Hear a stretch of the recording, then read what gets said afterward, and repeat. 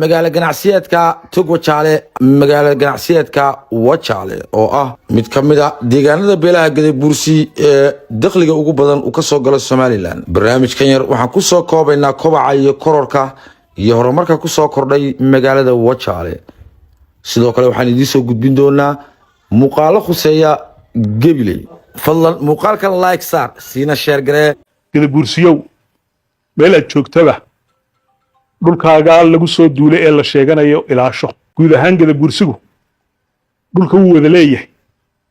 ee ma kala laha xududana ma kala leh dhulka Gadabursi mana kala qaybsana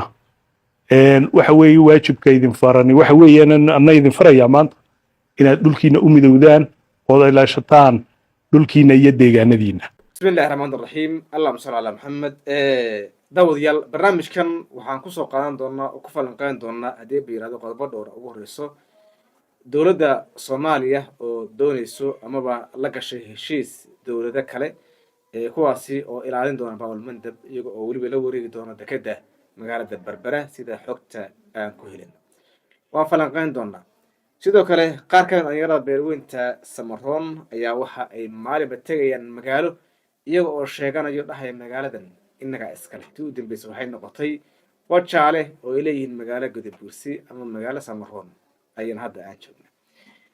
waxaa kaloo falanqayn doonaa haddii ay yiraahdo xiisadii ka taagan dhankaasi Puntland ee u dhexeysa dowladda Soomaaliya iyo Puntland oo hoos loo yar dhigay kadib markii heshiis hordhac ah ee caalamka uu ka gaaray. barnaamijkan waxaa u wariyay saaxiibkay Gooni oo ila falanqayn doona. Gooni soo dhawow.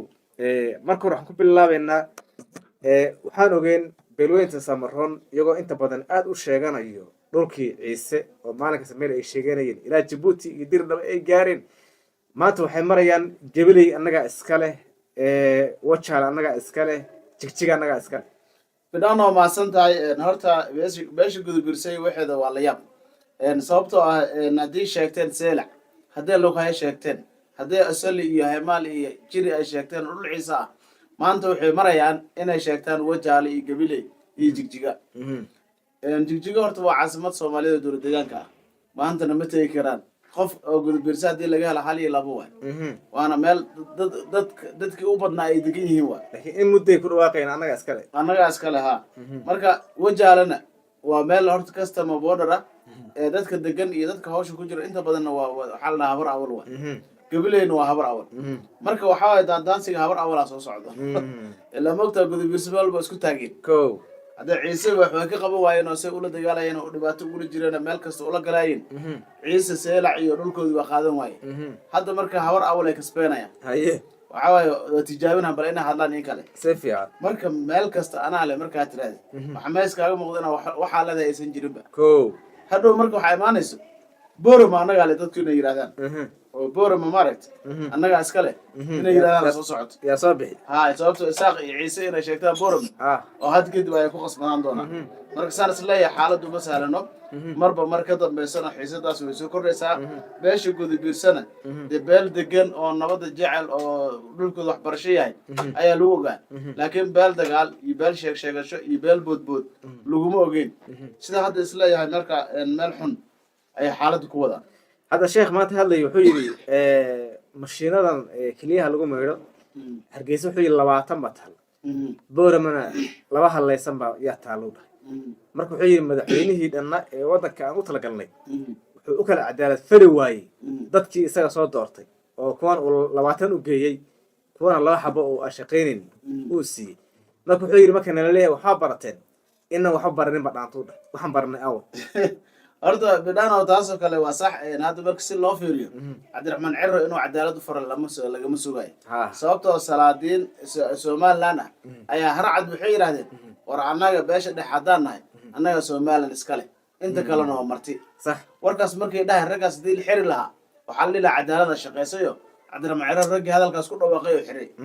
sababtoo hadda dhulbaanta iyo warsangeli iyo warkooda iska daa Ciise iyo nimanka kale Gadabursay warkooda meesha kuma jiro dadka marka la leeyahay marti dadkaas waay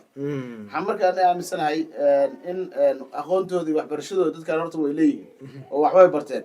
laakiin kor laga haystaa maskaxda sax maskaxda laga qabsadana waxa ma sheegayst mashiinadan booro magaalo weyn waa dad badan ay ku nool yihiin waxaa la rabaa in mashiinada la wada geeyo meel kasta durama la geeyo seelac la geeyo burca la geeyo meel kasta la geeyo wax la geeyo iska daayo xitaa waxaa lagu leeyahay in horta hargeysa la wada hoos imaadaa la rabaa dadkan in hargeysa feel kasoo galaan saas weeye saasaa qorshuu yahay oo beeshii saaqa loogu soo feelo mida kale waxay tahay isbitaalaadka waaweynaa xiranba mashiino keliya maxaa kaa dheh kii berberaa xirnay oo dadka meelaha iska jiifana aragnaa hadda burcaa xirmay kii burcaa xirmay hadda hargeysa waa arka waa cabaad ka dhacaya wax cabdiraxmaan ciro oo somaliland kusoo kordhiyey oo la dhihi karo waxaas haba yaraata ma jirto maxamuud xaashiyaa dhaamo hal mashiin ugu deeqay meeshaas oo dhaqaalihiis ku bixiyey weliba isagoo xisbi ah oo maanta aan maxaa la yidhahda waxaan cabdiraxmaan ciro mashiino waa la keenayo yiri laakiin muusan dhihin intaas waxbaan keenayna ilaa hadda muusan dhihin markuu dadka u tagay balaqaadka u sameeyey mid afka u ahaa si walbay ahaataba cabdiraxmaan ciro iyo maamulkan oo hadda uu hogaamiyo wax natiijo ama wax barnaamij ama wax waraag ama wax horumar oo kusoo kordhiyey midna ma jirto markaana beesha gudubirsa waxaan leeyahay cadaalad hadday macnaha raadinayaan ha ka dhex raadiyaano xukuumadda cabdiraxmaan ciro laakiin aysan ka dhex raadinin dholalka islaameed ay sheeganayaan ee dhahan gabile anaa iskale wajaal anaga iskale hadhow waxaa imaan doonto in qolool meeshaas idinka joogto dhulkiina sheegta lasoo ceeliyo maalba jecelaha jabuuti waa nagala siiyaa duq magaalo waxyaabaha layaab kale ay ka mid ahayd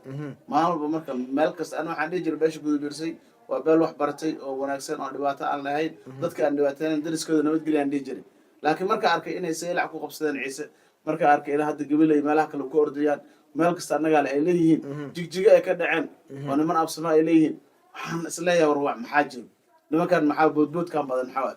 qoomna marka uu dhammaanayo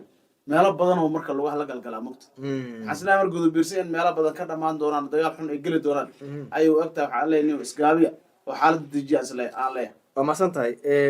berbere waxaan warka nagu soo gaaraya in dowladda soomaaliya ay samaystay axzaab iyo gaashaanbuur ay leedahay amniga waxaan sugaynaa bawlmandab ilaa berbere inaan matala toos dowladda loo hoosgeeyo ayaa la doonaya horta waxaa dhacday nimanka xuutiyiinta ahaa inay sacuudiga isku dhaceen inay yidhahdeen baabalmandab waa xirayna baabalmandab hadday xiraanna wadamada ay saameynaya soomaaliya iyo jabuuti ka mid ah haddii marka waxay dhaheen in sbeysa la sameeyo lagu qasbanaado sbeysigaas maraakiibta inna maraakiib ahaan u kireystaan ay uga faa'iidaystaan oo ganacsigaas ay qaadaan oo lacag ay ka helaan wadamada sida baxrayn oo kale iyo sacuudiga oo kale maraakiibtooda waxbay qaadaan wadamadan kalena badeecadihii qaataan marka waxaa la go-aamiyey in ilaa 12 dal la isku keeno oo baabalmandab amnigeeda sugto